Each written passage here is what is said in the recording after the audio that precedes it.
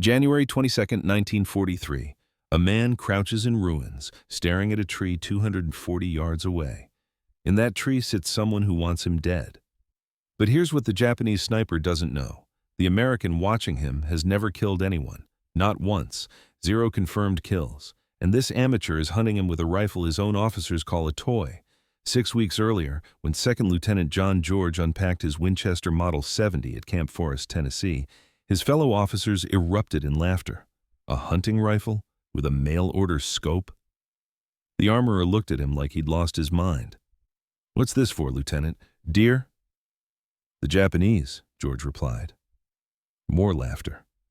"The kind that follows you." John George was 27 years old, Illinois state shooting champion. He'd saved 2 years of National Guard pay to buy this rifle. Back home, he could put 6 shots in a 6-inch circle at 1,000 yards. But Guadalcanal was in Illinois, and paper targets didn't shoot back. When the regiment shipped out, George's rifle didn't. It sat in a warehouse in Illinois while he sailed to the Pacific empty-handed. Every other man carried an M1 Garand, 9.5 pounds, semi-automatic, 8 rounds. George watched them clean their weapons and wondered if he'd made a catastrophic mistake. For 6 weeks, he fought with a borrowed rifle. 6 weeks of being the officer whose real weapon never showed up. 6 weeks of jokes. 6 weeks of proving nothing. Then, in late December 1942, a supply sergeant handed him a wooden crate marked Fragile. Inside was the Winchester, 9 pounds, bolt action, 5 rounds. The Lyman Alaskan scope added 12 ounces. Captain Morris saw it and his face went red. "Leave that sporting rifle in your tent, Lieutenant. Carry a real weapon." George carried it anyway. The 132nd Infantry had just relieved the Marines on Guadalcanal. The Marines had held Henderson Field since August, bleeding for every inch. But they hadn't taken Mount Austin, and they hadn't cleared the Japanese from the coastal groves. George's battalion attacked Mount Austin on December 17th, 16 days of hell.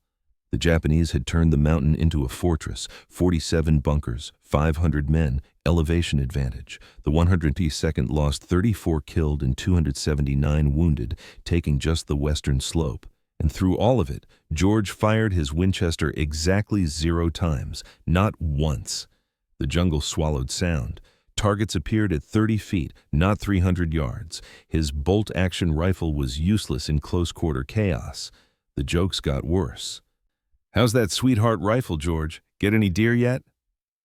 But west of Henderson Field, in the Point Cruz groves, something was hunting Americans. 11 Japanese snipers had dug into the massive banyan trees. Some of these trees reached 90 feet tall with 8-foot-thick trunks. A man could climb into those branches before dawn and disappear. January 19th, Corporal Davis shot through the head while filling canteens. January 20th, 2 men from L Company killed during a routine patrol. January 21st, 3 more dead, 1 shot through the neck from a tree his patrol had walked past twice. 14 Americans in 72 hours. The Japanese snipers were killing men faster than malaria. That night, the battalion commander summoned George. "These snipers are destroying us. I need someone who can shoot." "Can that mail-order rifle actually hit anything?" George explained his credentials. Illinois state champion at 1,000 yards, 6-inch groups at 600 yards with iron sights, with the Lyman Alaskan, 5 rounds inside 4 inches at 300 yards. The commander's eyes narrowed. "You have until morning to prove it. If you can't, I'm confiscating that rifle and you're carrying a Garand like everyone else." George spent that night in his tent, hands shaking as he cleaned the Winchester. This was it. Prove himself or become another joke. But he didn't know what awaited him in those trees. 11 men who'd survived months of jungle warfare. 11 professionals who knew every shadow, every sound, every angle. And John George, the man with 0 confirmed kills, was about to hunt them all. January 22nd, 0600 hours. George moved into the ruins of a captured Japanese bunker overlooking the coconut groves. He brought no spotter, no radio man, just his rifle, a canteen, and 60 rounds. If he failed today, his career was over. The jungle was never silent. Birds, insects, distant artillery. George glassed the trees through his scope. The Lyman Alaskan's 2.5x magnification made distant branches visible, but barely. Every shadow could be a sniper. Every movement could be wind. For 3 hours, he saw nothing. 9:17 a.m. A branch moved. No wind. Just a small shift. 87 feet up in a banyan tree. 240 yards out. George watched. The branch moved again. Then he saw him. Dark clothing, positioned in a fork where 3 branches met, facing east toward the American supply trail. George's breath caught. This was it. First shot. Miss. And the sniper would know his position. Miss, and he'd proven every doubter right. He adjusted his scope. 2 clicks right for wind, controlled his breathing. The Winchester's trigger was glass smooth, 3.5 pounds. He squeezed. The Winchester cracked. The recoil drove into his shoulder. 240 yards away, the Japanese sniper jerked violently and fell. His body tumbled through 90 feet of branches and hit the ground with a sound George would never forget. George worked the bolt immediately. The spent cartridge ejected. He chambered another round and kept his scope on the tree. Because Japanese snipers worked in pairs, 1 shooter, 1 spotter. If George had killed the shooter, the spotter was close, watching, calculating. 9:43 a.m. George found him. Different tree, 60 yards north, lower position, maybe 50 feet up. This one was retreating. He'd heard the shot and knew his partner was dead. George led the movement and fired. The second sniper fell backward, his rifle clattering through branches ahead of him. Both bodies hit the jungle floor within seconds of each other. 2 shots, 2 kills. At 11:21, George's world exploded. A Japanese bullet struck the sandbag 6 inches from his head, spraying dirt into his face. Someone had found him. He rolled left, pressed against the bunker wall. The shot came from the southwest, a different direction than the first 2 snipers. George waited 3 minutes before moving. The shooter would have relocated by now. That was basic doctrine. But in jungle, this dense relocation options were limited. At 11:38, George found him. 3rd tree from the left in a cluster of 5 banyans, 73 feet up. The Japanese sniper had repositioned to a different branch but stayed in the same tree. Fatal mistake. George put the crosshairs on the dark shape and fired. The 3rd sniper fell without making a sound. 3 for 3. By noon, George had killed 5 Japanese snipers. Word ripped through the battalion like electricity. Men who'd called his rifle a toy now whispered about the lieutenant who'd done in hours what they couldn't do in weeks. Some asked to watch him work. George refused. Spectators drew attention. Attention drew fire. And the Japanese were learning. After the 5th kill, the snipers stopped moving during daylight. George spent the afternoon glassing trees and seeing nothing but shadows. They'd gone nocturnal, or they were watching him now, waiting for him to make a mistake. January 23rd began with rain. Heavy tropical rain that made the trees invisible beyond 100 yards.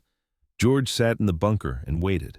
The rain stopped at 8:15 a.m. At 9:12, George spotted sniper number 6. The Japanese soldier had climbed during the rain. Smart, using the sound as cover, but this one had chosen a tree 290 yards out, longer range than yesterday. They were studying his capabilities, adjusting their tactics. George compensated for distance and fired. The sniper fell. At 9:57 a.m., Japanese mortars began falling. They'd triangulated his position from muzzle flash or sound. The first rounds landed 40 yards short. The second salvo 20 yards short. The third salvo would hit the bunker directly. George grabbed his rifle and ran. He sprinted north along the tree line and dove into a shell crater as the third salvo obliterated the bunker he'd occupied seconds before. Debris rained down. The earth shook. George had been hunting them. Now they were hunting him back. He relocated to a fallen tree 120 yards north. New position, new sight lines. The Japanese would be searching for him at the destroyed bunker. At 2:23 p.m., George killed sniper number 7. At 3:41 p.m., sniper number 8.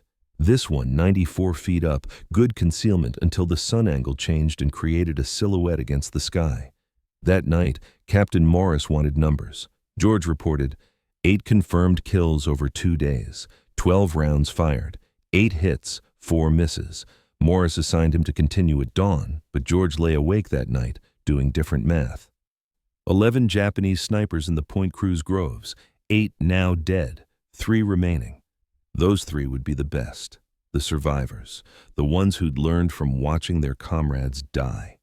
At 3:00 a.m., George gave up trying to sleep. He sat in his tent with the Winchester across his lap, thinking about the 3 men still alive in those trees. They knew what he looked like now. They knew his rifle. They knew his tactics. And they were planning. January 24th. Rain delayed operations until 7:43 a.m. George had moved to a new position, a cluster of large rocks the Marines had used as a machine gun nest back in December. Elevated position, good cover, overlapping fields of fire. At 8:17 he found sniper number 9, palm tree, 190 yards out, only 40 feet up. Unusual. Most snipers climbed high. George aimed, controlled his breathing, began to squeeze the trigger, then stopped. Something was wrong. The position was too obvious, too easy. George had killed 8 men. The remaining 3 wouldn't make elementary mistakes, unless this was bait. George lowered his rifle and scanned the surrounding trees. If the sniper in the palm was bait, the real shooter would be positioned to cover him, watching for George's muzzle flash. For 11 minutes, George glassed every tree within 300 yards. At 8:28, he found him. Banyan tree, 80 yards northwest, 91 feet up, perfect concealment. The Japanese sniper was watching George's old position at the fallen tree, waiting. George made his choice. He aimed at the decoy in the palm tree and fired. The decoy jerked and fell. George immediately swung his rifle toward the banyan at 91 feet. The real sniper would react to the shot, would turn toward the sound. George saw the movement, a slight shift as the sniper repositioned. He fired before the sniper could fully turn. The real sniper fell. His rifle tumbled after him. 2 shots, 2 kills. But George had revealed his position. He grabbed his rifle and ran, dropping into a drainage ditch 40 yards away. At 8:34, Japanese machine gun fire raked the rocks where he'd been positioned 6 seconds earlier. 17 seconds of sustained fire. George relocated to a shell crater partially filled with rainwater. He settled in with water up to his chest and resumed glassing trees. 10 confirmed kills, 1 remaining. The 11th sniper would be the best, the smartest, the most experienced. He'd watched 10 comrades die over 3 days, and somewhere in those trees, he was waiting. At 9:47, George realized his mistake. The 11th sniper wasn't in the trees. He was on the ground, moving, 60 yards south, using undergrowth for cover, ferns, vines, fallen branches. The Japanese sniper was hunting George now. George remained motionless in the water-filled crater. The Winchester was shouldered, but the angle was wrong. The crater rim blocked his view. To shoot, he'd have to rise up. Rising up would expose him. The Japanese sniper stopped moving at 9:52. He'd reached a position 40 yards from the rocks, studying them, searching for movement. George waited. Patience was everything now. The ability to let time pass, to wait for the right moment instead of forcing a bad shot. At 9:58, the sniper moved again, crawling forward, 35 yards from the rocks, 30 yards, 25 yards. He was approaching from the south, the same side George had used when he evacuated under machine gun fire. The Japanese sniper had watched that attack. He knew George's escape route. He was now hunting along it. At 10:03, the Japanese sniper reached the rocks. He moved into the machine gun nest and took position facing east toward the drainage ditch where George should have relocated. He was 38 yards from George's actual position in the water-filled crater. His back was exposed, center mass, easy shot. But George didn't fire. This sniper had survived 10 days of American operations. He'd outlived 10 other snipers, men who died because they made mistakes. This man wouldn't make mistakes. The position was too exposed, too vulnerable. This had to be bait. George kept his scope on the sniper in the rocks but expanded his awareness. At 10:06, he found it. A second Japanese soldier, 70 yards northwest behind a fallen tree trunk, watching, waiting. His rifle aimed toward the drainage ditch. 2 men, not 1. George couldn't shoot both before they reacted. The bolt-action Winchester required him to work the action between shots. That gave them time to locate him and return fire. He needed a different approach. George slowly lowered himself deeper into the water. He submerged until only his eyes and the top of his head remained above the surface. The Winchester he held vertically to keep the barrel clear. Then he waited. At 10:13, the Japanese soldier in the rocks stood up. 10 minutes of watching the drainage ditch had shown him nothing. He turned and signaled his partner. Both men began moving east, executing a sweep, planning to flush George out. They moved past George's crater. Their backs were exposed. George rose from the water, slowly, silently. Water dripped from his uniform, his face, the barrel. He aimed at the closer soldier, 42 yards away. George fired. The soldier dropped. He worked the bolt, chambered another round, swung toward the second soldier behind the fallen tree. The man was turning, raising his rifle. George fired first. The second soldier fell. 11 shots fired over 3 days. 11 Japanese snipers dead. George had cleared the Point Cruz groves of the threat that had killed 14 Americans in 72 hours. But as he climbed from the crater to retrieve his spent cartridges, he heard something that made his blood freeze. Voices. Japanese voices. Multiple men moving toward the fallen soldiers. George dropped back into the crater and submerged. The voices grew louder. At least 6 men. Infantry, a patrol or recovery team. At 10:28, the voices moved toward his crater. They'd found his boot prints in the mud. George had been careful about noise and movement. He hadn't been careful about tracks. At 10:31, a Japanese soldier appeared at the crater rim, looking down directly at George. Their eyes met. George fired from the water. The soldier fell backward. George worked the bolt while submerged, chambered another round, rose up. 2 more soldiers at the crater rim. George fired, worked the bolt, fired again. Both dropped. 3 rounds left. More soldiers coming. George climbed out on the north side and ran. Japanese rifle fire cracked through the jungle. Bullets struck the ground, struck trees. They were firing at sound, at movement, not confirmed targets. George spotted 2 soldiers advancing, 50 yards out. He aimed at the lead soldier and fired. The soldier dropped. The second dove for cover. 2 rounds left. More voices behind him. They were flanking. George couldn't win a firefight with a bolt-action rifle against multiple soldiers with semi-automatics. He had to break contact, get back to American lines. He grabbed his rifle and ran north. He sprinted through undergrowth. Vines caught his boots. Branches whipped his face. Japanese rifle fire followed. Bullets snapped past, struck trees, kicked up dirt. After 90 seconds, George dove into another shell crater and listened. The voices were distant. They weren't pursuing. They were regrouping around their dead. At 11:13, George reached the American perimeter. A Marine sentry challenged him. George identified himself. He walked to battalion headquarters and reported to Captain Morris. 11 Japanese snipers killed over 4 days. 12 rounds fired against snipers. 11 hits. Then a firefight with infantry. 3 more kills. Morris asked about ammunition status.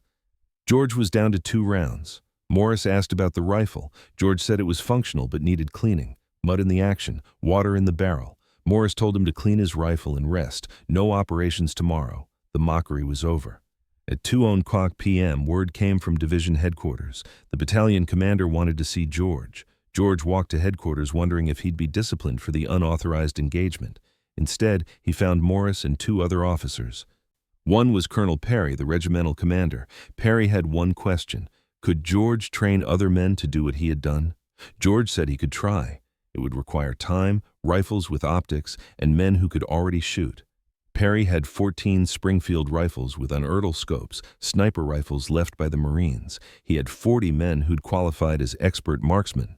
Perry wanted George to create a sniper section, train the men, develop tactics, clear any remaining Japanese snipers from American operational areas.